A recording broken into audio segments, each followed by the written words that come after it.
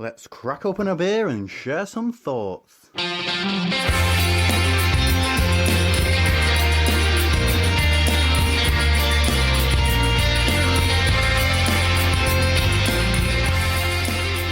Welcome to Opinions, and we are doing something that you threatened you'd leave if we ever did again. Yeah, I said I'd walk out.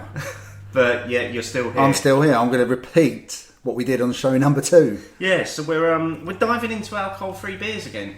Yeah. Because there's been a bit of a shift in the market recently, hasn't there? I mean, I was a bit surprised that we'd be doing this again, but having said that, I would say that the beers recently that I've both been having and seeing spiked my interest. Okay.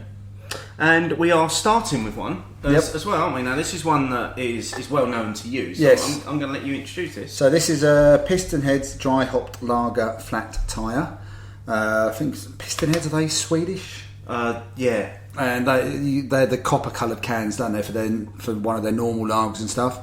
This is dry hopped, brewed with mosaic hops, which obviously, if people who don't know both of us, is one of our favourite hops. 0.5%, 33 centilitre, 330 millilitre can. What do you think? It's actually really tasty. It's really light.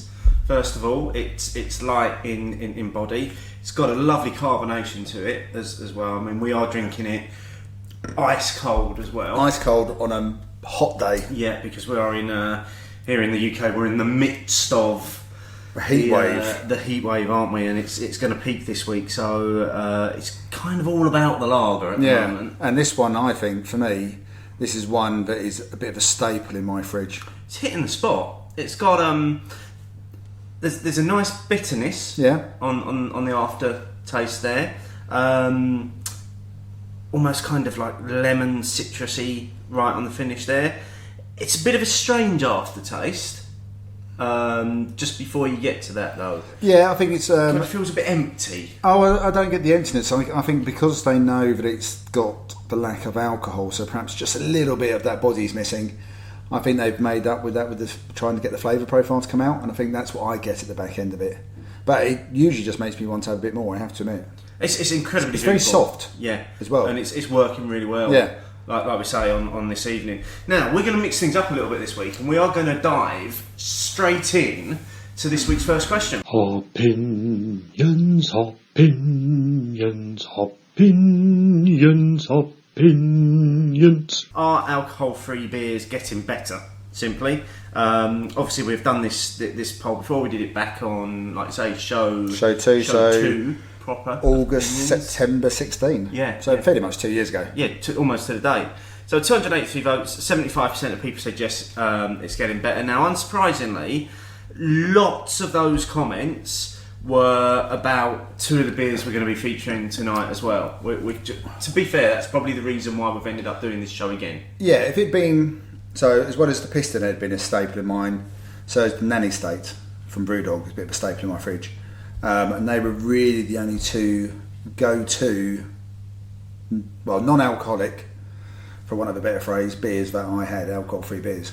However, we've got Adnams Ghost Ship, 0.5%, and then a few weeks later, lo and behold, Thornbridge decided to spring a one on us as well, Big Easy. And I think that got people quite excited about it as well. Yeah. And I've seen lots of people saying they've ordered it. Thornbridge and Adnams both sold out their first runs of both of these beers, didn't they? They did, yeah. And at the moment, I believe their website's the only place you can get them. Yeah. I think there might be a few bottle shops that are picking up Thornbridge now. The weather's probably helped. Yeah. People going out for days and going out to other friends for barbecues, knowing there's a limit on how much they can have. But I haven't tried the Big Easy yet. I've tried the Adnams many times because it says Ghost Ship on it, and I've just been impressed with the quality of the beer. I have to admit. Well, we'll get on to those because we have got those to look forward to.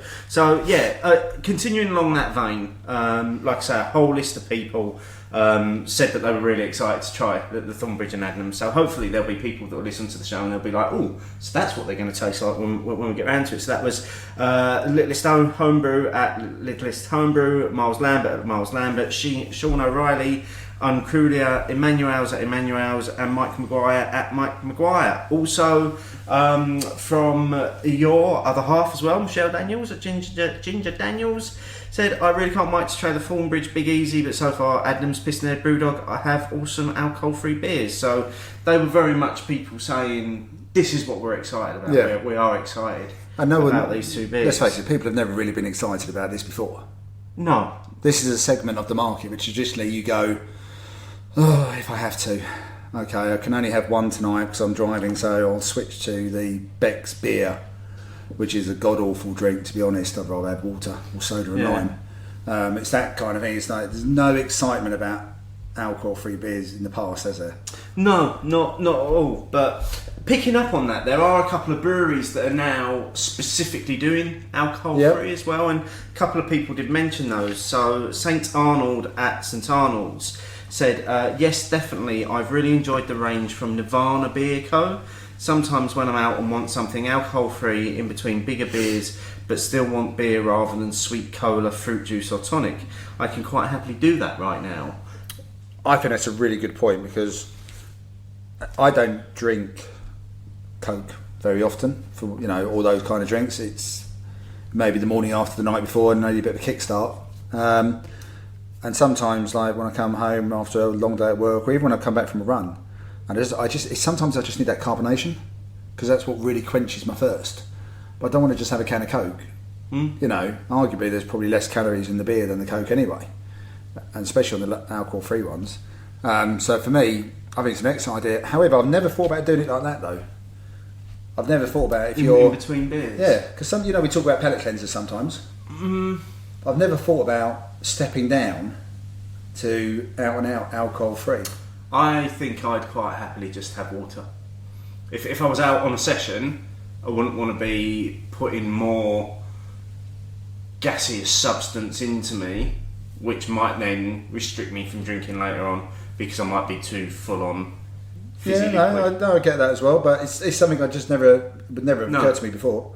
So it's an interesting tact. Yeah, and then the other one, Steady Drinker non-alcoholic beer at Steady Drinker. The best seem to be ones that have been brewed to contain little alcohol up to 0.5%, so not covered by alcohol licensing. I'm yet to find 0% beer unless it's had the alcohol removed and then barely drinkable. At Infinite Session Pal, my fave of the UK under 0.5% beers. So is that what the classification is then? You can go up to 0.5 and then you're alcohol free. Okay. Do you want the sciencey bit? Come on. That we promised our listeners last time? Yes. By which we mean stuff that I've printed off the internet that I'm going to read out. You've Googled it. Well... You're Google. Ish. Now, obviously, we've mentioned both Ghost Ship and the Big Easy, which we're going to be drinking later. Now, we were sent those by Adnams and Thornbridge, respectively. Yep. Thank you very much, guys. And then their brewers then consequently got in touch with us as well to tell us a little bit. Tell us how they actually did it. Yeah, so Fergus Fitzgerald, who's the head brewer at Adnams, basically in the rest of the EU, under 0.5% is alcohol free. Under. The UK has a different set of rules though, so it's got to be less than 0.05% to be alcohol free over here, and 0.5% is de-alcoholised. That's not easy to say. It's not, and I'm glad you haven't had a drink. I'm glad I haven't had a drink because I'd struggle with that one. It seems like a really tenuous difference to the naked eye. It does. The rules are due to change over here in December. So, and we'll see it when we come onto the Adnams bottle. It says on the back it's de-alcoholised, whereas the others don't necessarily say that. And Fergus was saying that they took the approach of they went for labelling that hedged their bets so that it would be okay under both classifications. Right, but it still says 0.5, doesn't it? It does, yeah. Right, okay. Yeah. And then, so Ben Wood from Thornbridge at Thornbridge Ben said, many of the 0.5% aren't de-alcoholised. They're restricted fermentations where the 0.5 is the only alcohol produced. And he then went on to say, particularly in reference to the beer we're drinking here, the Pistonhead can actually says on it, not alcohol free by UK law on the can. You carry on reading, I'm going to have a look then. So that's the classifications. In terms of how they make this beer without the alcohol in it, so obviously there are two versions. There's low alcohol beer and then there's non-alcoholic beer. So low alcohol beer starts out as regular beer, which is then cooked in order to evaporate the alcohol. The alcohol is allowed to escape and the remaining liquid is used, essentially the opposite of distillation. Most modern breweries also utilise a vacuum evaporation to preserve flavour. In essence, the beer is placed under a light vacuum to facilitate the alcohol molecules going into the gaseous phase. Now, I have an image of them literally sucking the alcohol. Hoovering up. or somebody standing over it going and like literally taking all the alcohol out of it. Now, there's an alternative process called reverse osmosis, which doesn't require heating, and this is where the beer is passed through a filter with pores small enough that only the alcohol and water can pass through. The alcohol is distilled out of the alcohol-water mix using conventional distillation methods. Sometimes beer is simply just diluted with water to give the desired alcohol level as well. So that's low alcohol beer. Non-alcoholic beer. So this is converting traditional alcoholic beer to non-alcoholic. It takes place after the uncarbonated beer is heated up to its boiling point. Another method of removing the alcohol is to decrease the pressure so the alcohol boils at room temperature. This is the preferred method because raising the temperature this late in the brewing process can greatly affect the flavour of the brew. Once the alcohol is removed, one proceeds with normal finishing processes in order which the beer is then carbonated and bottled. Blimey, So, that is sciencey. there is a lot of science in there. If anyone's still with us at this point, well done. Yeah, well done. Because we're early on. I'm struggling with it. I need a drink now. Shit, we're doing alcohol free. Yeah, and we've not even got beer to wash that down. Blimey, that's so there's more than one way of doing it then. Yes, It's effectively what we said. There's 3 or 4 different ways of doing it, Yeah. and you end up because even with say Adnams, they've also reduced their Sol Bay, wasn't it? Yeah, they've brought that down to 0.9. Oh, right, okay, it's gone down even further. Yeah. Blimey, there's a lot going on. Does it cost more to do that, do you reckon? Sounds like a lot of work. I've no idea. I've actually no idea. Because obviously one of the big grants about alcohol-free beer a lot of the time is that you pay just as much. That's been always one of the things, that you pay just as much for a bottle of alcohol-free beer as if you were just buying a bottle of beer. Yeah. Especially in a pub. And generally, when we're buying beer, the higher the ABV, the more expensive the beer generally tends to be. So you associate going up the scale, going down, but it doesn't work that way. So I'm just wondering, is it, especially for the smaller breweries, because we're not talking about macro for the Budweisers and Heinekens of the world, that they can just churn out loads of this stuff. I'm not saying it's might still cost them a bit, but it's more cost effective for them. But is that the reason why? Because if that's probably that certainly puts me off sometimes going for, when I'm out, a low alcohol version. So what's the price point on the flat tyre? Is that generally the same as a can of normal Pistonhead lager? We're talking Tesco here. The last time I bought them, it was like four for under. It was easily under a £5. Okay, £1.25 a can. Maybe a little bit cheaper than the standard lager. Because they tend to do 3 for £5.25 in somewhere like Tesco, don't they, of their beers. So it was cheaper, but would it be like that in a pub? No, I think they're probably still it's the same. Probably margin, roughly the same price, isn't it? So that's got to. If you want people to really buy into it, surely that's got to improve as well. Even it's by a small amount. Maybe it's because as yet we've just not had that breakthrough moment where there's a beer that is that good at alcohol free that people are willing to pay for it. Yeah, no, I mean that's a valid point. You've got to have a critical mass first of all, haven't you? Before you can and like you say, it does sound like quite a complicated process to go through as well. So there's quite possibly the same amount of work involved in brewing alcohol-free beer as there is in brewing normal beer. Almost sounded like there was more in places, to be honest. Yeah. From what you were saying there, but it's very interesting though. I have to admit. Yeah. Well, let's just finish this one up really with just a few other comments that we had in as well. So Wembden Beer Monster at A Barley Wine Is Life Great handle there. Certainly there seems to be more choice of no low alcohol beers from a better standard of brewery. The more breweries taking this sector seriously now, I feel, which again is it's kind of possibly the great untapped market at the moment.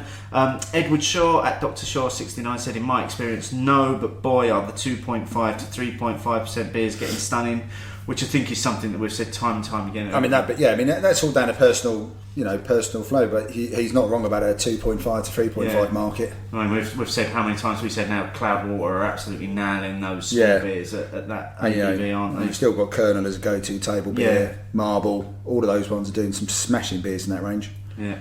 And then just to finish up this one, so Simon Clark at Simon Carbon said, it's great to see choice opening up, so good for designated drivers. But that situation aside, who would choose to drink a low or no alcohol beer? Well, I think I already said my bit. For me, it's just an alternative to having water or tea, which is really all else I drink. So for me to have a low alcohol beer on those days when I don't want to be having a few beers, it gives me a nice option now. But there are flavoursome, tasty, enjoyable beers out there at 0.5. Well, like I say, sometimes you just want that cold, really tightly carbonated hit. Yeah. Sometimes you can't even get that from soft drink because then you get the sugar. Carbonation's too much. Yeah. And it's too gassy, isn't it? Yeah, because I've almost finished our Pistonhead. Yeah. I found it's a really soft carbonation. It hasn't got that real harshness that you get with a Coke initially, say, for example. I mean, what's your final thoughts on this one? It's perfectly drinkable. Would I pick it up off the shelf to have as a staple?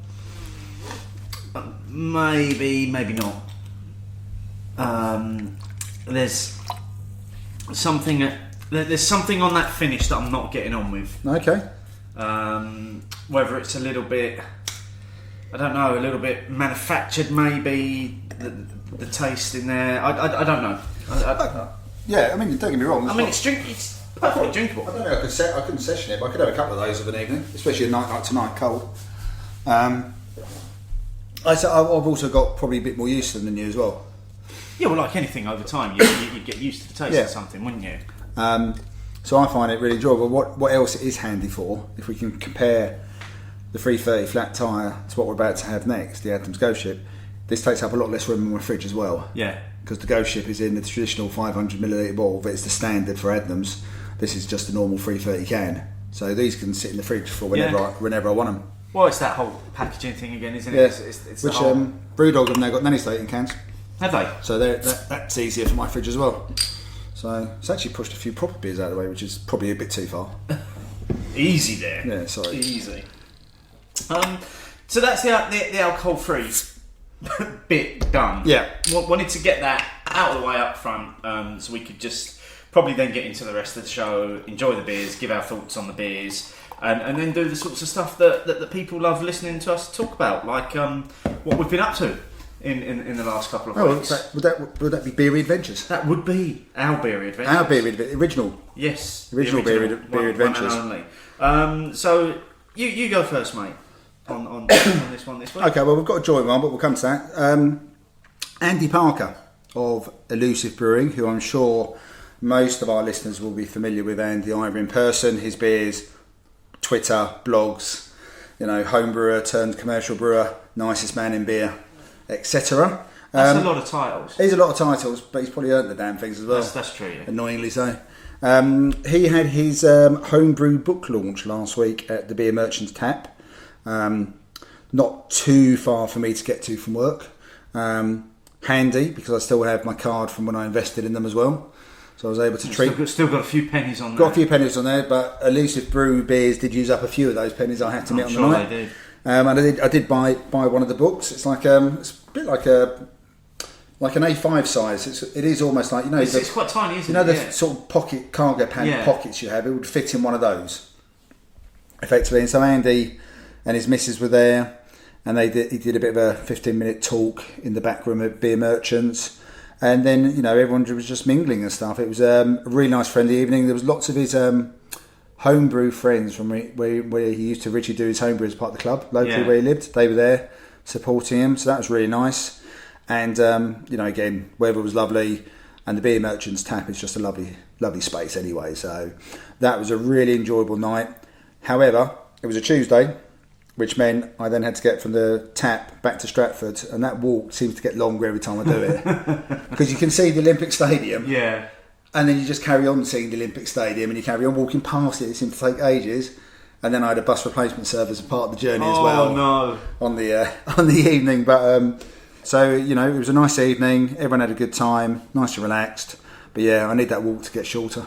Yeah. I need Stratford to move closer to Beer Merchants, or Beer Merchants to move closer to So Stratford. it was perfect for me that day when I went and saw the Foo Fighters, because we had the stopping point of the stadium. Yes. To break up that walk. But you know what I'm saying? It just feels like It does seem I to always get think in my longer. head, it's 15 minutes. Yeah. But it's not, It's because not. it's almost 15 minutes just if you did the Westfield bit shopping centre. Yeah. It's very deceiving, because, like you say, once you get to that stadium, you probably only are just about halfway. Yeah. Because it's then quite a walk to Westfield. Yeah. And then you've got to get through Westfield. Yeah.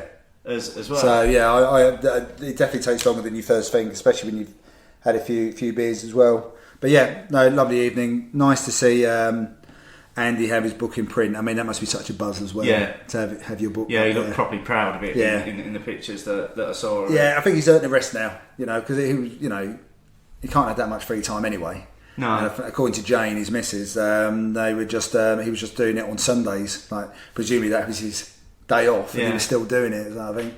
Well, he seems to continue going from strength to strength. I saw he posted on Twitter today that he had someone had got in touch to ask if they could have a permanent keg line. Yeah, rotating like his keg. first permanent keg line. Brilliant. So yeah, it's stuff. great that he's still growing. Anyway, before we get into your first beer adventure, Cheers. Cheers. It's, bit of ghost ship. yeah.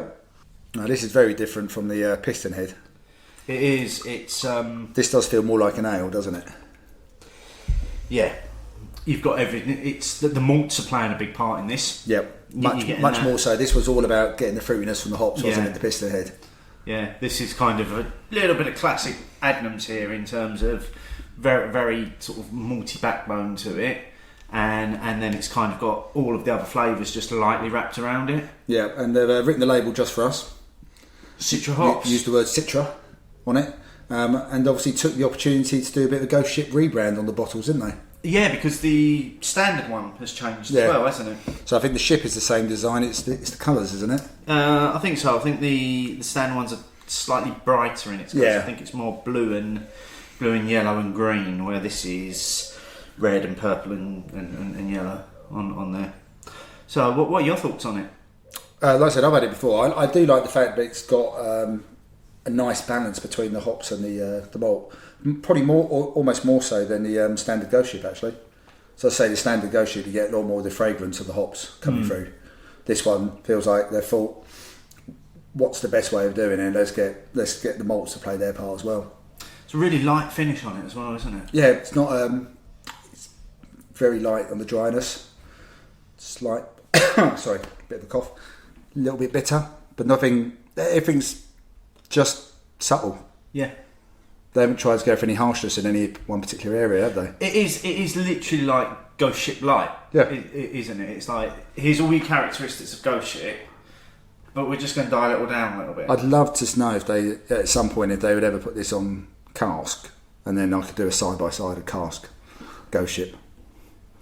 That might be a very expensive process for them. That might be very expensive. Yeah. Yeah. Yes. It might be a dream that never comes true. But hey, initial thoughts are it's not too bad at all. Yeah. No. So what have you been up to? Well, I went to an event last week at a Fuller's pub called The Gun, which is in the Docklands. Now, Fuller's have been over the summer. They've been working with a production company called We Are Open Bar to put on 2 Shakespeare plays in their beer gardens. So currently running, they've got Much Ado About Nothing, and then in a few days' time, the second production starts, which is Midsummer Night's Dream. So they're performing these in the beer gardens. So Okay. tickets are fairly reasonable. I think they range between like £13 and £16 a ticket. So grabbed a couple of tickets to go down to The Gun to see this, and I've got to say, it was brilliant. I had not a clue what was going on in terms of the plot. Because, Which one did you see? we saw Much Ado About Nothing. Okay. Now, Shakespeare liked to use a lot of words. Shakespeare uses a hell of a lot of Yeah. words. But the brilliant part about it was that it was performed by 4 people, and between the four of them, they played 18 characters in Much Ado About Nothing. I suppose part of that is them being clever because they know they've got limited space to use as well. Yeah, but it was very good. Most enjoyable. What it was let down by slightly was the beer. Which is a bit of a shame, really, for a Fuller's pub when you've gone to an open air theatre performance in the beer garden. Yeah, I mean, I walked in and I went straight for a cask beer, which is kind of unusual for me, but not so much when you go into a Fuller's pub. I would always. I mean, I was hoping they'd have ESB on, but they didn't. But they had, I think, one of their summer seasonals on called Fruit Loop. Oh yeah, because you messaged me about it, didn't you? Yeah. Now they poured it, and I took a sniff of it, and I have to say it didn't smell right on the first sniff. But I put it down to the fact that they've used lots of different tropical fruit in it, and it's actual fruit they've used in it as well. So I thought maybe it's just that the fruits are fermented a little bit, and it's just kind of good. Took a swig of it. And it didn't taste particularly right either. It tasted quite sour, quite sherbety, and I was like, I don't think this is what they were going for with a tropical pale ale. So I left it for a minute and then went back to it. And then on the second time, when I took a sniff of it, all I got was vinegar, and I was like, right, this is off. So I'm going to take it back. So I took it back to the bar, and I said to the guy, look, it just smells like vinegar. I think the cask has probably gone. And he was like, oh, fair enough. And he poured me a pint of the Session IPA, because by that point, that was me done with cask. Yeah. You know, so I had a pint of the Session IPA. But the thing that then bothered me was my pint then stayed on the bar. He hadn't told anybody else about it. So there was this 3/4 of a pint just sat on the bar that no one was touching. And then they didn't take the pump clip off or anything. I did see them pulling the lines through, and they poured away a couple of wine coolers of the beer. But then when I went back in at half time of the production, it was still on. Now, I doubt whether they'd had a second cask, and I doubt whether in that time they had cleaned the lines properly. So I was just a bit... It's not really what you expect from a Fuller's pub. No, because I couldn't remember what pub you said, and I think the gun is a more recent acquisition. Yeah, I've been there before, and it wasn't Fuller's before. So I don't know whether that's part of it, because I've had Fruit Loop in a couple of places. Once at the Astronomer at Liverpool Street, and once at the Token House near work. And yeah, I mean, I've said it's not overly fruity, but it's nicely balanced with hints of tropical fruits. I think that's what I got none of that, and that's what you'd expect with Fuller's, because it's never going to blow, because they're still going to be in that mid range of everything, aren't they? And you know, I haven't gone back to say any of them were bad or anything like that. So it's got to be that you got it at the wrong time. It's gone over the edge. It'd fallen off the cliff. Yeah, but then it should be taken off. It should have been. It should have been taken off straight away. And that first thing I should have done was turn the pump clip round. Yeah, before anything else. Because, all right, then you might find maybe there was a blockage in the line or something. Yeah. Then you can turn it back round again. But for now, we're not serving this. Yeah. That should be it. But also, all joking aside, that then put me off of buying any of their other cask beer, because it instantly made me question whether they could keep a beer well. Oh, it would put me off, because I'd go, can't trust you on one of your own beers. Yeah. I'm not going to... go. You've got to be able to try, it's a Fuller's pub. If nothing else, they should be able to pull through Fuller's beer as well. Well, you would think, wouldn't you? Yeah. As a minimum. So I probably would have done the same as you. I would have defaulted to something like the Session IPA. Yeah, and that's what I did. And I only had the one because I was driving at the other end as well. But I must admit, the rest of the selection was pretty poor in there as well. More mainstream stuff than... like more macro stuff than anything else. Yeah, like I said, I think what Fuller's have done recently with some of their acquisitions is almost buying up the air, some areas which they didn't have covered off in London. Not necessarily overtly going Fuller's full on, so to speak. Yeah. But which I think is always a shame, because I want to see, at least in a Fuller's, I'd like to see that a few more of their cask beers on offer. Yeah, I mean, London Pride is a great beer when it's kept well. Yeah. But if I'm going into a Fuller's pub, I really want to see ESB on, because I want a pint of that. Yeah, I'd be the same. More than I do London Pride. But the play and the venue. Yeah, all good. Their beer garden is literally on the banks of the Thames. It is right. It goes right onto the Thames, doesn't it? And you're right opposite the O2. Yeah. As well. So you couldn't have asked for a better location. Great performance, lots of laughs, really good night. Excellent. Excellent. I was up in Milton Keynes at the weekend, seeing my parents, and I managed to steer my dad away from going straight to spoons, which is an achievement in itself, to be honest.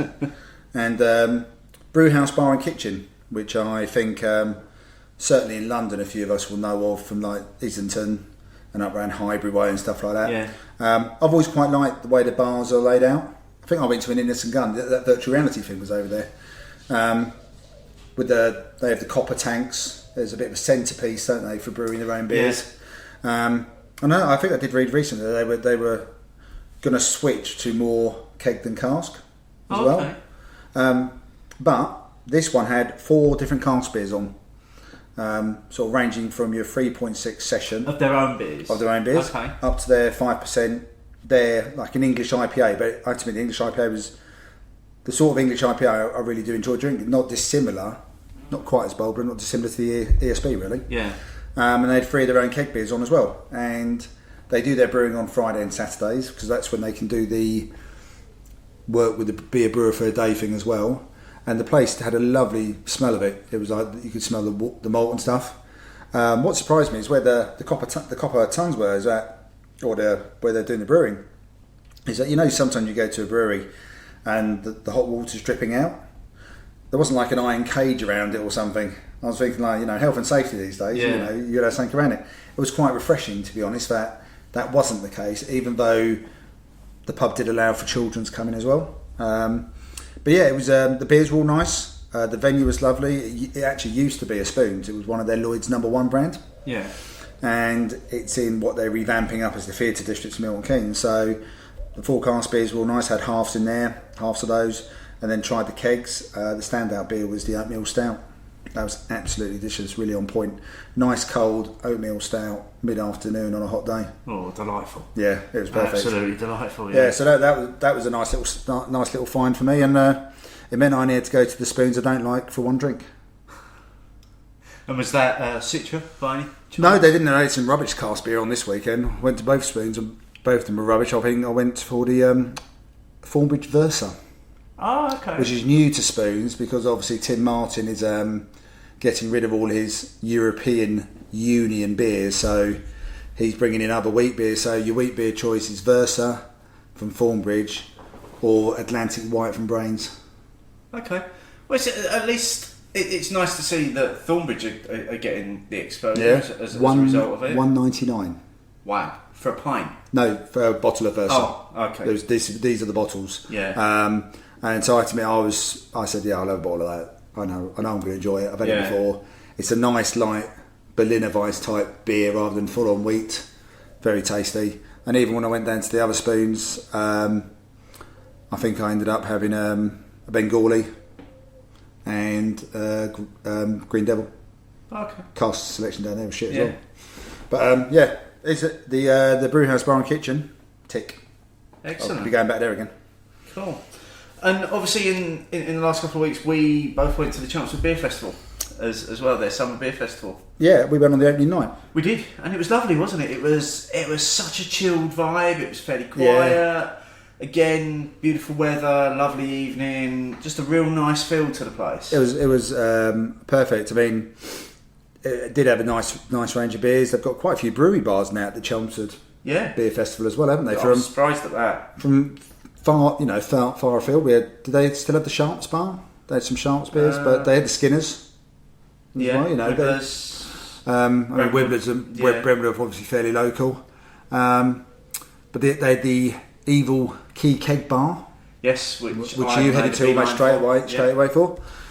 Pint Jaipur, thank you very much. Yeah, but they did have Jaipur on Gravity as well, which I had. They did, and I had it as well. Yeah, and I enjoyed it. That was in good nick. Not as much as the keg beers. No.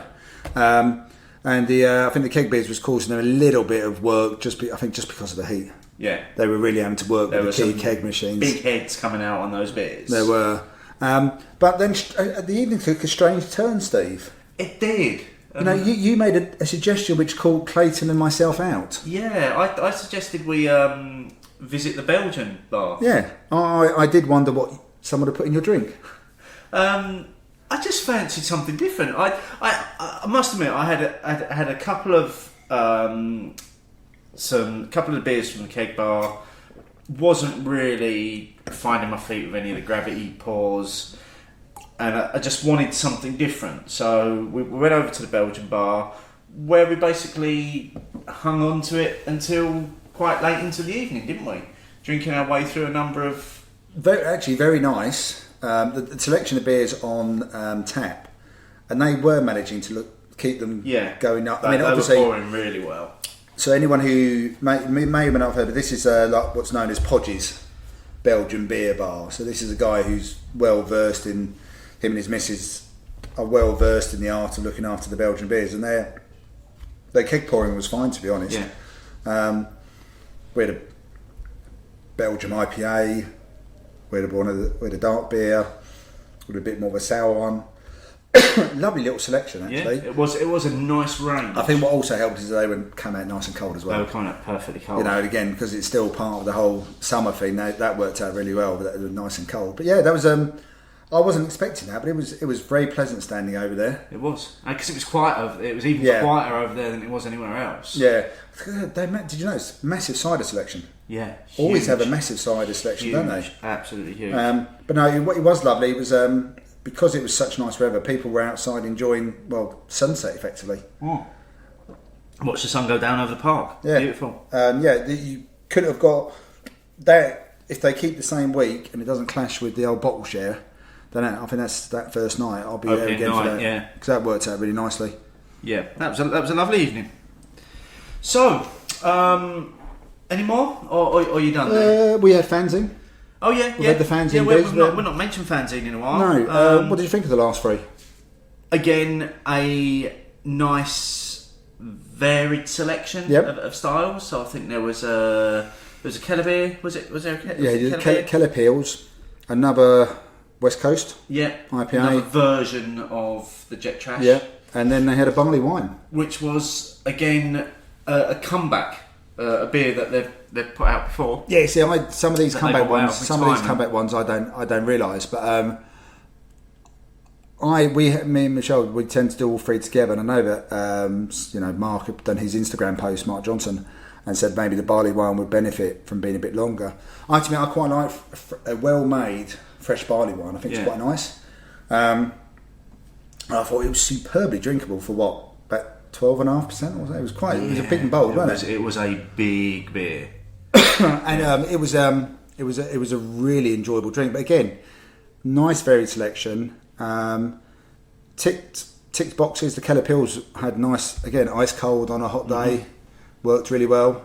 They're nailing those West Coast ones at the moment. Oh, that Jet Trash was incredible. It was just really good. Again, it's just the selection that I really enjoyed. Much like yourself, I will try to do all three in one sitting, so that I can enjoy the range of styles that they've put in there. Unless maybe there's a big impy stout in there that will benefit from a little bit of time. But the last thing I want to do is start building up a cellar full of fanzines. Well, especially when they come every other week anyway. Because we're talking about it now. By the time the show goes out, the other one's going to be delivered. The next one's going to have dropped. Yeah. So, but no, I'm fairly much. What was the one I didn't have? I think did they have the coconut one or rust? Yes, the pina colada. Yeah. So out of all the ones I've had, that's the one I haven't had so far. I've had them all again, fairly much. No, yeah. I mean, I drank that one. I did share it, and couldn't fault it for. It did what it said on the tin. I had a whiff of the aroma, and blimey, did it remind me of pina colada. It ticked all of the boxes. For me, there's only the only one that hasn't really worked for me so far out of the. I think we've had 21 beers now. I'm going to say the English IPA. Yeah. See, I thought that was a massive miss. Oh, see, I really enjoyed it. I just thought it was all over the place. Oh, but I'm presuming they only do one batch each time, but I really enjoyed that one because I had a bit of trepidation against that one because you weren't the only one who said that. Yeah.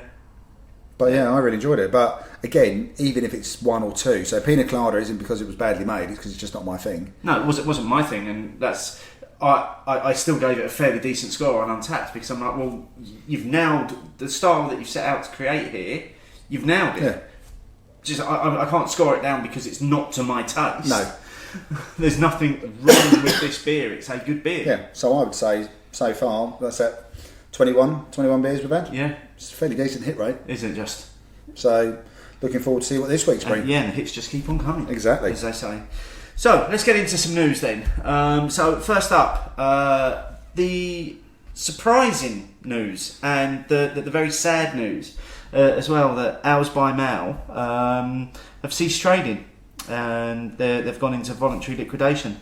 So, this all happened, I think the first notes of it came out on Thursday last week, as we recalled on Monday, with the note saying that the last parcels will be going out of the warehouse on the 20th of July.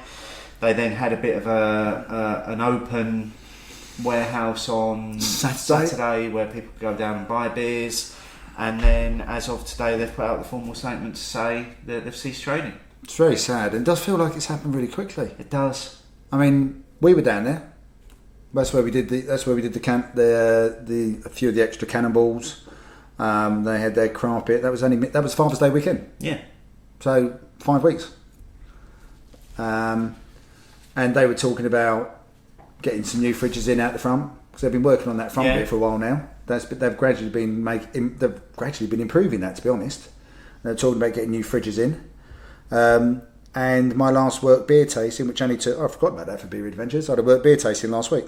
All the beers were supplied by Owls by Mail. Oh, right, okay. Because I've been using them since about 2012 for it. So those beers got delivered. Let's see, we had the tasting on last Wednesday. The beers got delivered the Wednesday before that. It has... It's No definitely come out of nowhere. Yeah, I mean, I'm sure something's been bubbling away. Yeah. They've been firefighting perhaps and things like that, but there was no real hint of it when because everything got delivered. There was no issues with it. One delivery when they said it was going to be delivered. Yeah. No problems. All that kind of stuff. And I've always been very keen to make sure that finance get our invoices paid quickly for those kind of things. But it is really sad. I mean, it's where we first met, Steve. It is, and I think as a company, they've been a massive part of my journey into beer. I think I placed my first ever online order with Owls by Mail. Same here. Going back to the start of the old Beer O'Clock show, they sponsored us for a season. You did those 60-second reviews, didn't you? They've always been really open to work with us, really happy to work with us. They've obviously always provided us with a discount code for our listeners as well. Weird bottle share extras there. Yeah, I've got so much time, and the news just it just really rocked me in terms of, like I say, it just came out of nowhere. But it's for me, it's the first of those ilk of places which have been part of my beer journey that something's happened to them. I think probably maybe even seems worse because we knew the people there, and it's fairly local to us as well. An online retailer can be anywhere by the very nature that you're ordering online, but they are actually local. Yeah. For me, it's 20 minutes drive. For you, 30 minutes drive from where you live? And they obviously helped us out with the Cannonball Run show massively. this year. They put the beers aside for us. We went down, collected them on the morning of release, and then we were able to do the show. Yeah. Thanks. It's a real shame, and I hope that whatever comes out after this on the other side of it for both Paul and his band of merry men and women, that they all get sorted. Yeah, I'm with you on that. Let's raise a glass to Owls by Mail. I think. Cheers, Owls by Mail. SEBA have rejected proposed changes by Portman. So this is the just the big can, big ABV one. Yes, basically. So this is the 5th review of Portman Group's Code of Practice. And SEBA have said that, having previously expressed concerns that the review could lead to styles such as double IPAs falling foul of the new code, they've rejected the notion that there should be unit-based definition for immoderate alcohol consumption. And they go on to say that we believe a much better way of determining whether a product encourages immoderate consumption is to see, following a complaint, if it is indeed being consumed immoderately, and work backwards from that. So they then do also go on to point out that many other products on the market contain more than 4 units of alcohol in a single container, but are intended to be shared, and hence it cannot categorically support the change.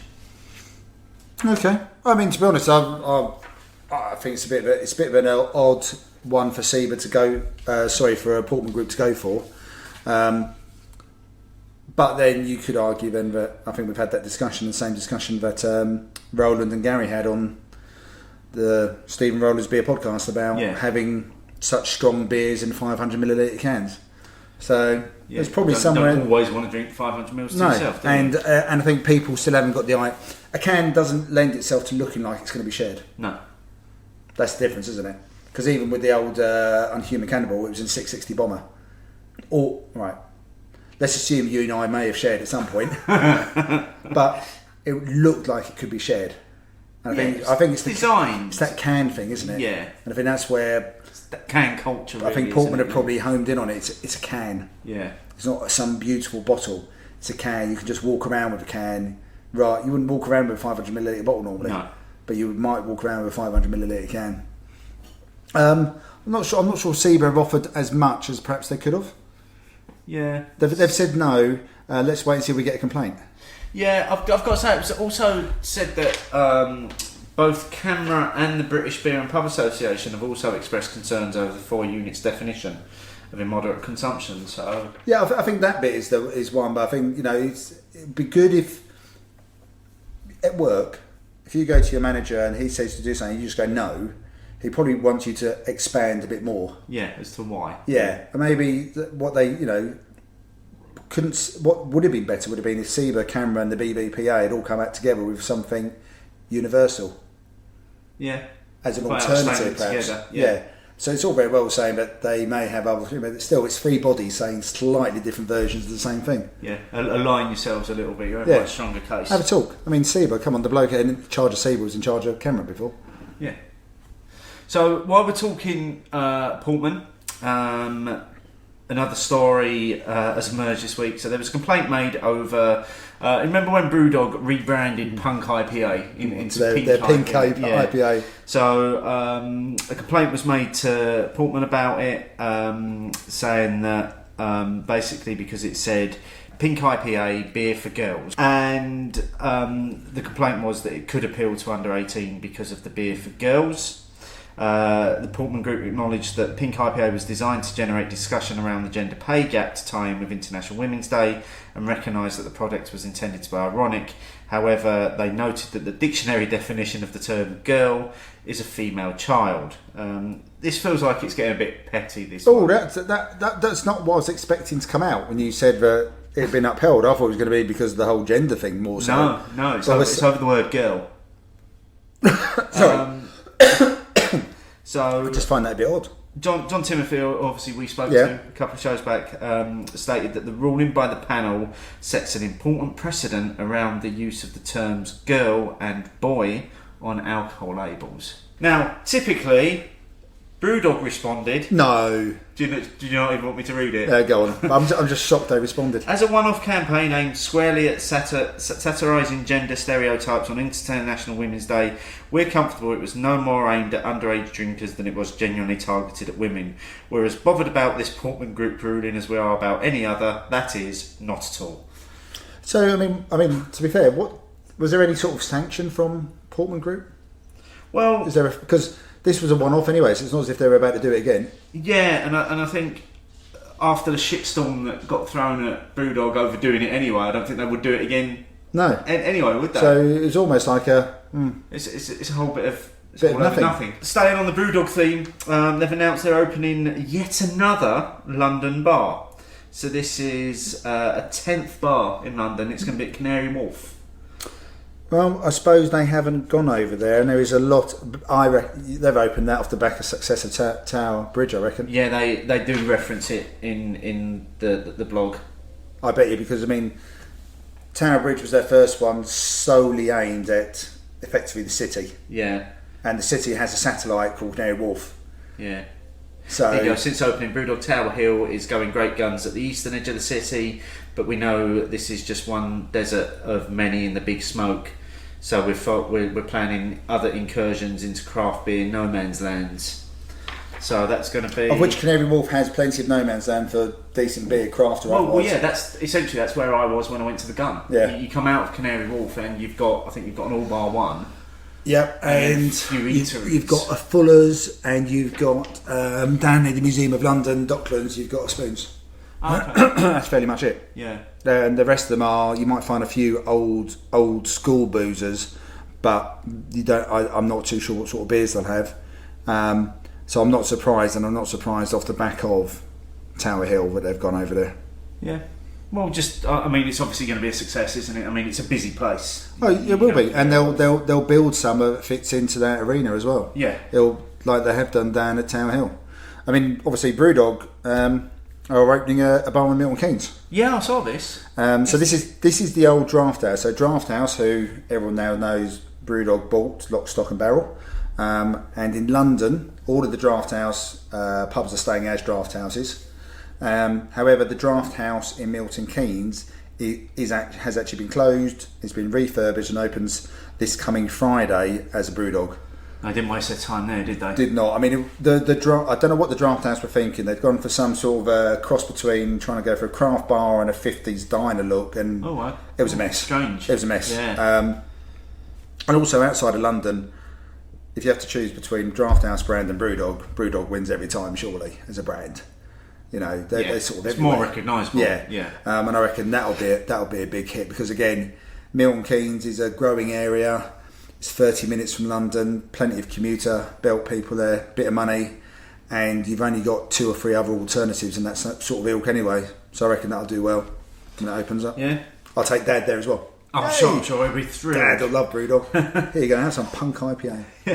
And then finally for the news this week, and this is maybe almost future news here, and this was just me being nosy on somebody else's conversation on Twitter. So Richard Taylor at MySpade asked the question to Charles Farram and British Hops about how is the UK hop crop looking this year with the weather.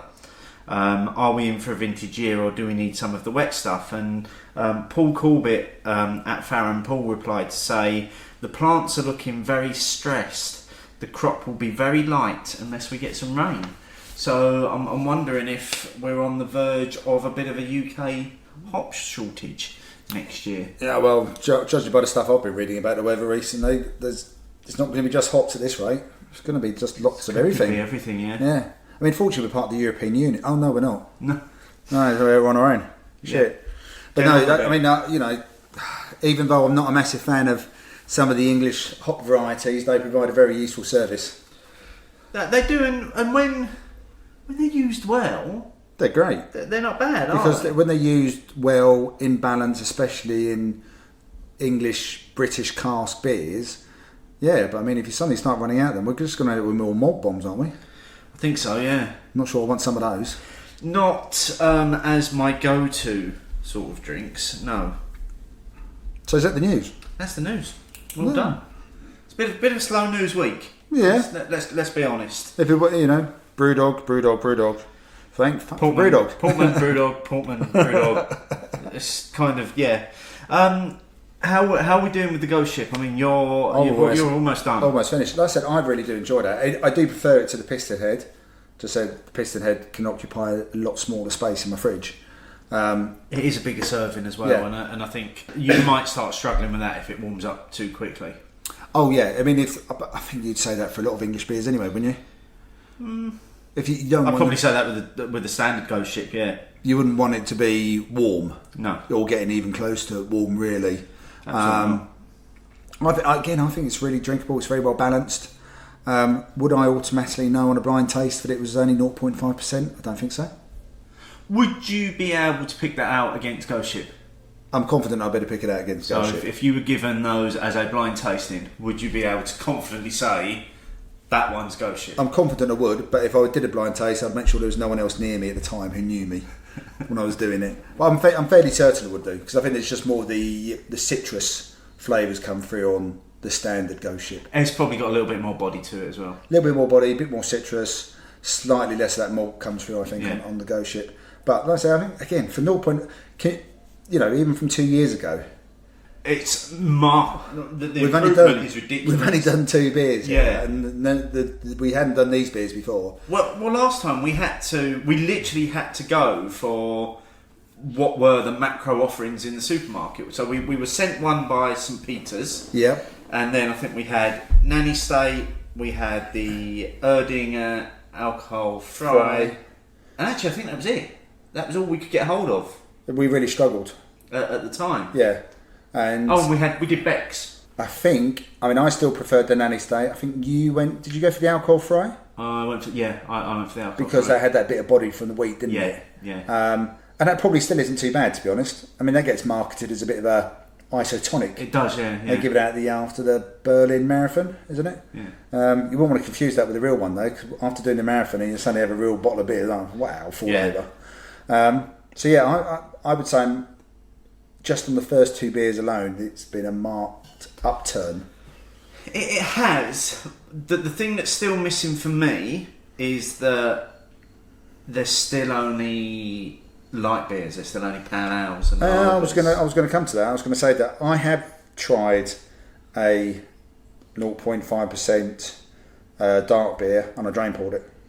Okay. I can't remember who it was, so I can't even name check them, and I probably wouldn't anyway. But this is about a year and a half ago, and I thought it was absolutely foul. Yeah. I drain poured But it. I'm just wondering, what made me think of that was going back to what you said about the Erdinger. Was it the wheat that gave it a little bit more body?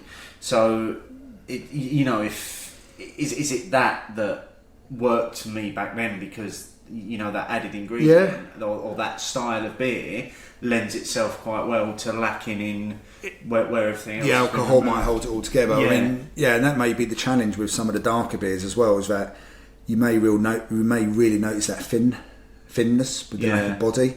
But then again, I mean, so many of the dark beers have been made with oatmeal now anyway, as part of the build. So, would that help? And an oatmeal stout. 0.5% maybe. Yeah, and then if anyone knows of any good ones out there, please let us know, because we're both big fans of the dark beers. But yes, I'd agree with you. I haven't seen anything leap out so far. Yeah, it would have been nice to have had one as a counterpoint. Yeah.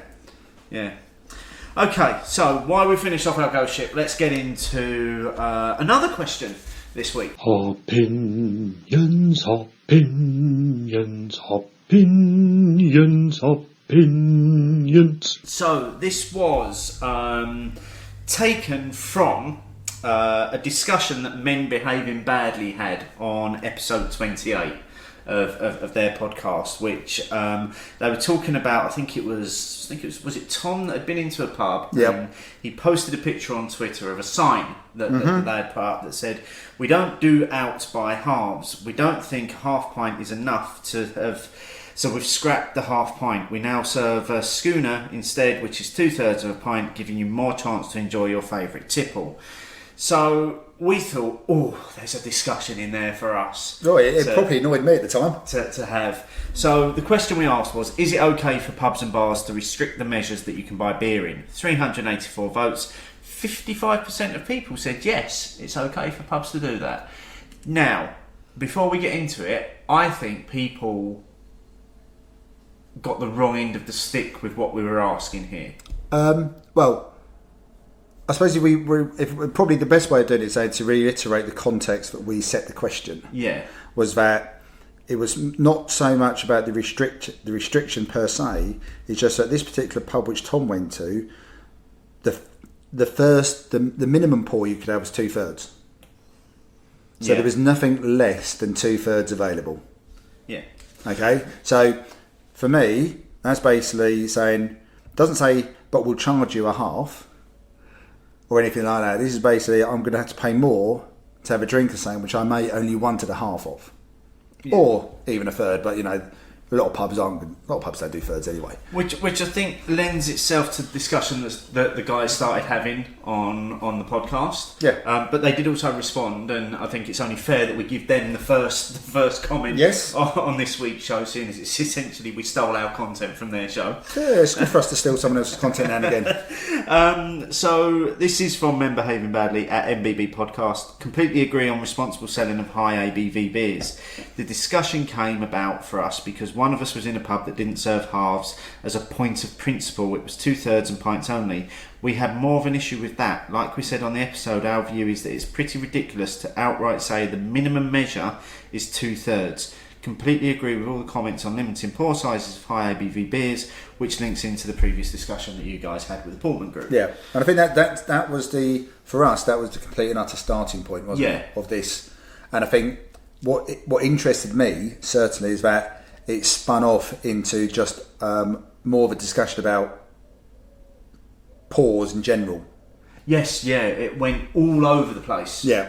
So for me, it was about this one. Purely, it was about this. I hadn't really thought about everything else that then came out. But I'm going to ask you first of all, Steve, on this bit, off the back of the men behaving badly episode, what did you think of that? I have to say, when I was listening to it, I was actually outraged, because I was like, had I been put in that position, I'm suddenly, like you've just said, I'm being forced to buy more of a product that I don't know if I want more of it. I don't want 2/3 to be my minimum measure in anywhere that I can have, because what if I don't like it? Well, or what if I'm taking a shot? Yes, yeah, you can ask for a taster. But taste, as we've said before, taste that often, depending on the pub, that really doesn't give you a proper taste anyway. No. And like I said, I was able to try all 7 of the beers from the Islington, I keep calling it Islington Bar and Kitchen, but the Brewhouse Bar and Kitchen in Milton Keynes. That was 7 halves. Yeah, so that's So what, 3.5 pints? Exactly. So if that had been 7 2/3... I'm easy over I'm up towards 5, getting closer to 5 pints than 3.5. And I'm also spending that much more money. Well, yeah, there's a flip side. See, this is the bit which peed me off. It's a little bit of profiteering going on. Yeah, that was the thing for me. I was like, hold on, that's bad enough. But if they'd said, we think it's only right you should have 2/3, however, it's the same price as half a pint, couldn't accuse them of profiteering. You might not be doing responsible drinking, but not profiteering. This is just, I need to get beer out of my tanks and money into my till. Yeah. That's what that's about. I'm fed up with people coming in here to get their ticks on half pints. Yeah, exactly. Well, then don't do a range of beers and people won't come in and have ticks then, mate. Yeah. Well, to be honest with you, had I been faced with that in that pub, I probably would have had the 1 2/3 and left. Or I might have not even gone for the 2/3 and looked in their fridge. It would have had to be, for me to have stayed, the beer of the 2/3 would have had to be worth having if that's what I'd wanted. But I think just that sign would just peed me off so much. It's just removing your choice. Yeah. And that's what I don't like about it. Now, we did have some feedback that actually went into kind of the legislation side of things as well, which was interesting. So the Crown at Crown Bristol, so I'm assuming this is pub, didn't have time to listen to the podcast yet, to which they were referring to men behaving badly. But legally, all pubs should have small measures available, e.g. 125ml of wine, single measure of spirit and half pints of beer. Compulsory licensing conditions. Now, the UK law states that you can only legally serve beer in measures of thirds, halves, pints or multiples thereof. So you can serve 2/3 legally, which may be a discussion for another day. Yep. Brings up the question of festivals that are all in tickets and the pours that you get. Yeah, I think there's there's a loophole there. You're not buying the beer, are you? You're sampling there was the a beer. discussion, and Matt Curtis made it clear that the loophole is you're buying a ticket for the event. Yeah. And at the event, They you are give you being beer. given free samples of beer, so you're not necessarily buying the beer. But I mean, it's interesting though. So the point the Crown made about the pubs, about the serves, pubs have been doing things with measures for years. I mean, the first time I started working in London in the mid 90s and stuff was the first time I'd come across the fact that pubs like, say, the Slug and Lettuce automatically served spirits as doubles unless you asked for a single. Oh, really? Yeah. Now they did have a sign up saying you could ask for a single, but it was a very small sign, only in one part of the bar. So and if you're not in that part of the bar, to ask for it. And also, there is a certain, therefore, amount of peer pressure about if everyone else has already bought a round which involved doubles, you can't rock up and then ask for a load of singles. So that was the first time I'd done it. So there's always been ways of, yes, there is the law, and yes, you can ask. But going back to this picture of the thing, they're not offering it. No, they're not. It's that, isn't it? It's your choice has been taken away. Yeah. Your starting point for beer in this pub is 2/3 of a measure. Yeah. So, And that's just so far out of our traditional things. Like, so the man on the street, outside of this show, our listeners, people who engage with us, they have 2 measures for beer in a pub: half pint and pint. yeah. That's it. Those 2 should be available as standard measures. And then if you want to then offer thirds and 2/3, and I think as other people make the point, for some beers it's very sensible to perhaps even limit to those more minimum pours as well, because it's, for various reasons. By all means do that. Not every pub can afford various types of lines, glasses, etc. But surely as a bare minimum they had to have a half and a pint. Yeah. Well, 2 comments on that. So, and again, from other podcasts as well. So, Beers Without Frontiers podcast at beers_frontiers. I was recently forced to buy 2/3 of a measure of Siren $10 Shake IPA at 6.6% because a pub refused to serve me a half.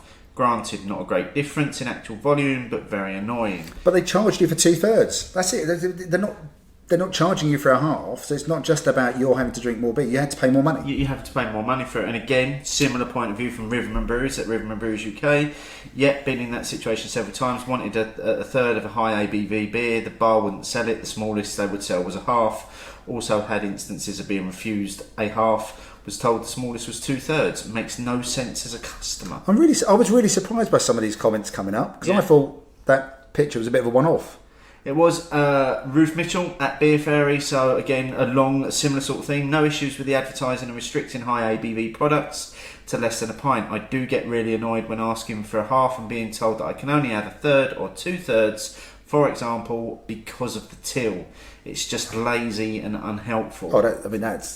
Tills these days Can be programmed. It's just software. Yeah, it's not an excuse, is it? Oh, for goodness sake! That's dreadful. They're actually just making up the reason there, aren't they? Yeah, They're not even trying.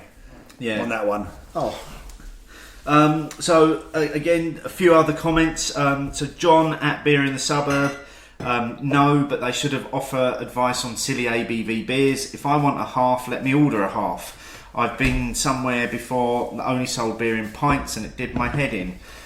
And another thing in capital letters, so he's getting quite angry here. When you order a half, it should be half the price, not £4 for a pint and £2.50 for a half, or whatever. Genuinely infuriating. well, that could start a whole different conversation. That could start a whole Because there's been conversation. lots of different things about it. In days gone by, if you look at an old beer price list, it was like half a penny more for a half, wasn't it? It was, yeah.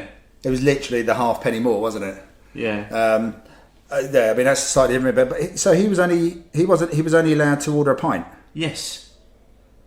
So beer only sold in pints, and it did my head in. So you couldn't even buy a half a pint. No. So how does that work if you are wanting to just have a half of a drink because you're driving and stuff? But it's also where it starts getting dangerous. So Bay Beer Reviews at Bay Beer Reviews said, if you mean by not selling impy stouts by the pint, yes, but then why is it okay to buy a whole 750ml bottle of 14% wine with no intention of sharing? I know we've done this many times.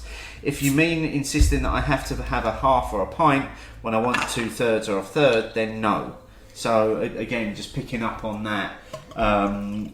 If it's a big beer, then yes, only sell it by the smaller measures. And there are a lot of bars that do that. I think most of the Brewdog bars will limit you to a third when it starts getting into the big ABVs. I noticed the Vicar started doing that over the last year and a half as their range has got a bit more craft to in some of those bigger ones. Yeah. They started limiting it to either a third or a half as well. Just that's perfectly sensible as well. And also there are some people who will maybe dive in, find it's not quite the beer they expected, and suddenly they've got a big measure of it as well. Well, that's the thing, yeah. You can always buy a second one. I have a pint of the biggest 10% impy you've got. Now, we did have a comment on that as well. So, Dan Star at B33R Dan. Now, Dan's a member of the Bottle Share group, also volunteers at the St Chelmsford Summer Beer Festival. And he was on a Twitter binge. He was, and his comment was as an experience at a volunteer at the festival. So it's not just okay, it's the law. Responsible sale of alcohol in licensing. When I was volunteering at the beer festival, I had several people ask me for pints of a 10% beer. Canberra's policy was rightly that it could only be served in thirds or halves. Yeah, I mean that would be just stupid though, wouldn't it? Some of those big beers they had available. You know, we drink big beers. I wouldn't want a pint of it. No. At a beer festival, it's just going to go warm. Yeah, you're going to struggle through that. Again, similar sort of theme. JT at Ann and Metal. No, unless it's a small rare keg and they want to ensure as many people as possible get to taste it. I remember spoons not selling left by the pint, yet I could buy 3 doubles or a pitcher or a bottle of wine to myself. And then just to finish this one off, so Adam Nicholson at Adam Nick, who is one of the hosts of the Sheffield Hopcast podcast.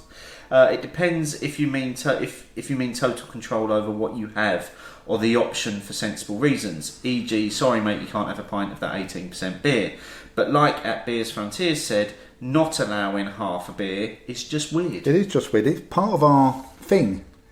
You know, it's part of our culture, isn't it? Yeah, it's like I said, a pint or a half. That's for 99% of the populace. There's 2 measures for beer.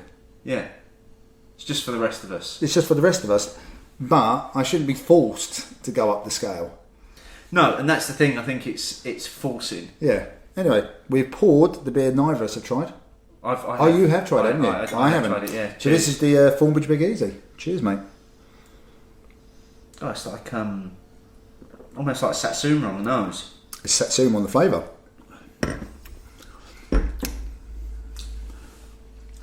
Oh, again, that's really light, isn't it? Yeah. Lemon, peach and apricot should come through. American hops. Full of flavour, low in alcohol. Again, 0.5%. And interestingly, I suppose like the other ones as well, per 100 millilitres, 18.5 calories. Okay. So fairly much a diet drink. Diet beer. Diet beer, brilliant. Now this was the first batch of this that they did. They already doing a second batch then? They're already doing a second batch because they weren't quite happy with it. They wanted to get... and again, this was the brewer, Ben, got in touch and said they wanted more body in it. So they're trying to find a way to get a little bit more body in it. Okay, I mean, I get that. I'd say compared to the Ghost Ship, it probably is a little bit thinner. Yeah. But I was probably programmed to think it's going to be a little bit lighter because it's a pale ale. And the Ghost Ship, although it's a pale ale, is a darker pale ale. And we also have an impression of what Ghost Ship is like as well. But this has got an abundance of flavour though.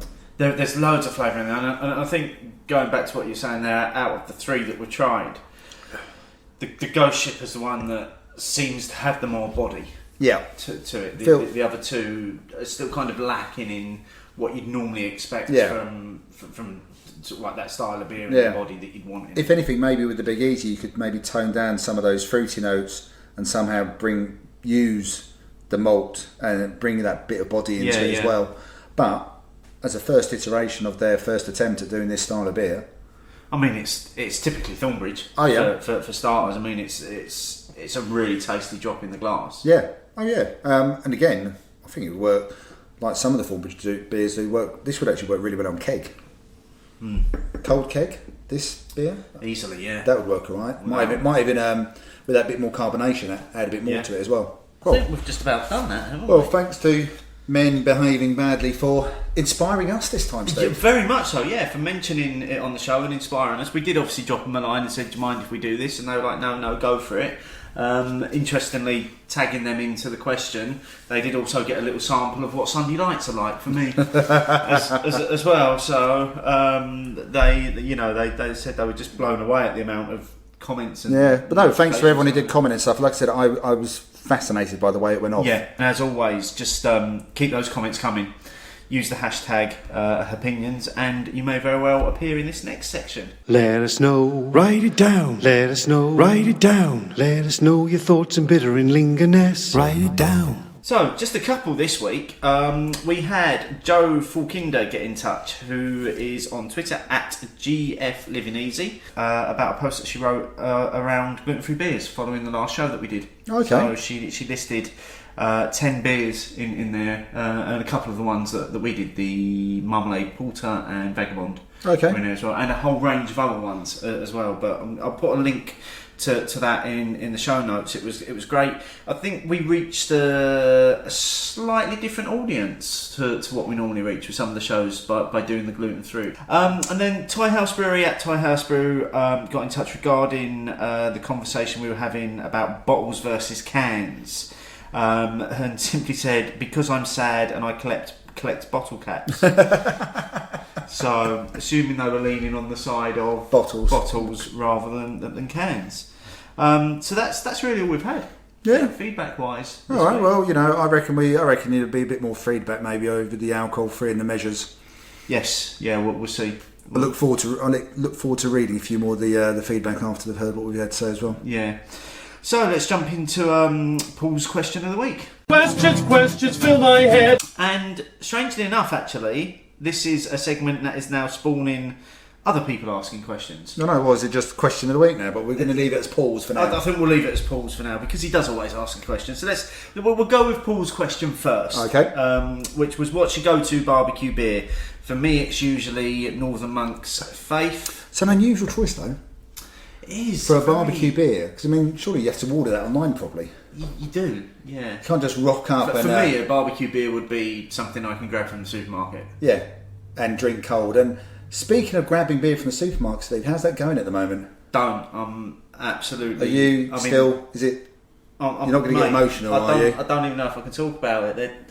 There seems to be a national Rheinbacher shortage in Aldi. And it's not just in your neck of the woods. It's not. It's all over the country. There are reports of there being no more cans of Rheinbacher. Anyway, they've still got it in bottles. Not quite as convenient for a barbecue, though, is it? Not as convenient for a barbecue, and 4 bottles cost £1 more than 4 cans for the same serving size. I'm not quite sure how they're justifying that one. No, that's a bit of a strange one. But I wonder what's caused it. Is this, in answer to Paul's barbecue beer? That is definitely your go-to barbecue beer. That is my absolute. I will do a couple of those while I'm cooking. I would hazard a guess that you're not the only person, because let's face it, if you're doing a barbecue, there's a lot of people who will go to somewhere like Aldi to stock up on the meat, because you can buy a lot of it, probably slightly less in the bigger packs.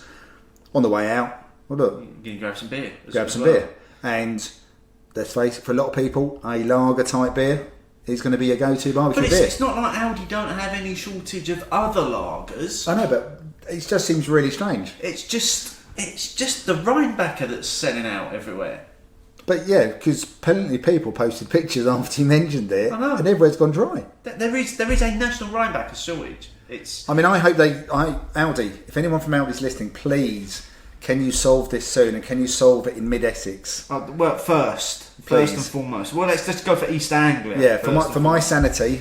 Yeah. Do that. My go-to beer, because I thought, well, I've been to 2 or 3 barbecues, and fairly much I've drunk punk a lot of the time, because I can go to the supermarket and just buy it, and I can drink that quite easy out of the can. Well, and they do those really convenient fridge packs as well. They make it so it's nice and easy to go in the fridge. Yeah, and that you can just slide that into the fridge and away you go. Yeah. So for me, it'd be for punk. Faith is in big cans, isn't it? It is, yeah. Is it 440s? It's a really strange one. Yeah. What percentage is Faith? I want to say 4-ish, 4 or something, Yeah. 4.5 maybe. I wonder, but yeah, it's an unusual. Well, that's not fair. It's not an unusual choice, but it's a very flavoursome beer necessarily to go with barbecue, if you know what I mean. Yeah, because maybe with barbecue I want something a bit lighter. Yeah, it's something I don't really have to almost think about. Don't want to be thinking about it. Yeah, I'm just having a quick look, just see what it is. 5.4. So that's the same as punk, then, isn't it? Yeah, same as punk. Punk was 5.4, isn't it? So, yeah. Oh look, there's Paul.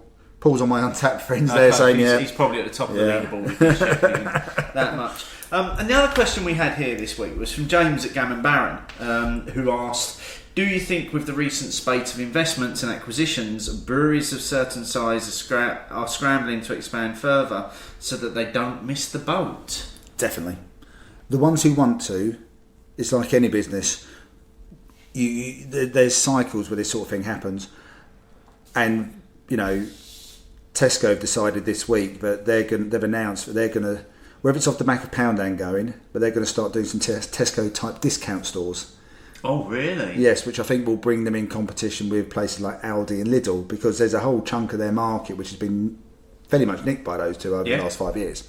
I think that, again, let's acknowledge the fact breweries are businesses, and I think you can get to a critical point where you either have to accept this is it, but then we could flounder because we're not getting any bigger, or we have to go to the next level. And I think because a few of them have started going to the next level, if you want to keep up and you want to be at the forefront with your beers, like Thornbridge, who've made it public, but they're happy to have an investment come in from big brewer or private equity.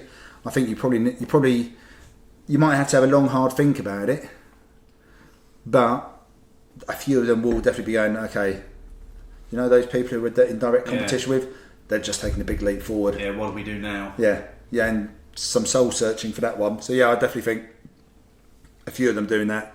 How many more can carry on doing it? Don't know. Yeah, how many can take that next leap? Yeah. It's an interesting one, isn't it? Yeah, it is, because you could tick a few off, which we have done, and is there any more who are in that position to go to that next level, who are on the cusp of going up? None that immediately spring to mind, but those ones that have now gone up would have left a gap behind them. Exactly. For someone to fill. There is a gap there. Yeah. So it'd be interesting to see. But excellent questions, actually. The barbecue beer one, very, very topical this time of year. Yeah. And the same for James one with that question as well about the investments and acquisitions. And if our listeners have got any thoughts on either of those, let us know. Yeah. Or if you want to add yourself to the ever-growing list of questions of the week. Yeah. It's almost going to become a spin-off show of its own. Yeah. That is. So we're kind of at the end of the show, mate. Well, ain't bad, is it? Really short one. Definitely getting. I know that it's described double flavour. I'm getting all orange. Yeah. It's all orange for me. It's so easy to drink. Oh, very easy. Definitely one. Easy to drink. So, in summary, then we've done 3 beers again, all alcohol free. It's moved on, hasn't it? Massively. Since the last time. Massively. We did it. I think they're at. Well, all 3 of the beers. Firstly, there's a definite flavour profile for the beers. Yes. They're not just fizzy water. Yeah, we're not just saying it's beer with no alcohol. You can stand and look like you're still having a beer. I can stand or sit, look like I'm having a beer. It does still taste like a beer. And it does have a flavour profile all of its own. I mean, I don't think Thornbridge have a beer which tastes quite like the Big Easy off the top of my head. No. Probably the closest thing would be Wild Swan. Yes. Which is fairly low ABV. That's 3.5, isn't it? Yeah. But even then, I don't think those fruity notes come through quite so much, to be honest. No. So I think this has been a stellar leap forward in the 2 years. And I think there is definitely a market out there. People are definitely feeling that they want an alternative to either having the big drinking sessions or an alternative to having sugary sweet drinks. Yeah. Because there isn't really an in-between sometimes, is there? I know I would certainly prefer to have these in the house. It wouldn't be if I'm out. I know I said it, but probably a bit like you. If I'm drinking beer, I'm drinking beer. I won't be drinking alcohol. I don't want to be throwing these into the mix. So has your standpoint changed? Because, like I said at the outset of the show, you were going to walk out if I ever brought alcohol-free beers. Oh, definitely. These are vastly improved. I've got Ghost Ship in the cupboard. I've got Flat Tyre and Nanny Stoney in the fridge. I've also got one which we don't need to try now, but we'll sit there for a little while. There's the Budweiser Prohibition Lager. I'm so glad we're not trying that. But in my head, I think, and I will let people know what I think from our Untapped, but in my head, I think it will just taste like Budweiser, to be honest. It barely tastes of anything. I said.